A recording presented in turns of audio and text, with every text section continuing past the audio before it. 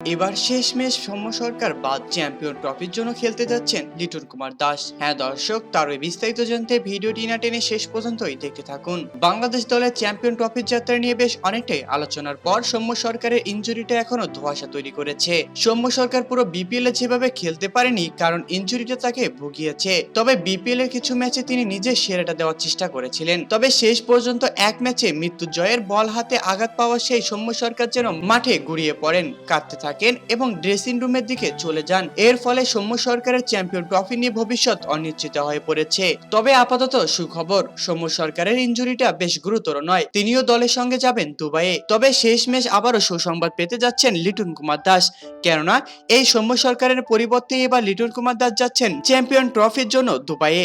তো দর্শক, শেষমেশ দলে ফিরতে যাচ্ছেন লিটন কুমার দাস, এই ব্যাপারে আপনাদের ধারণা কি তা অবশ্যই আমাদেরকে কমেন্ট করে জানাতে একদমই ভুলবেন না।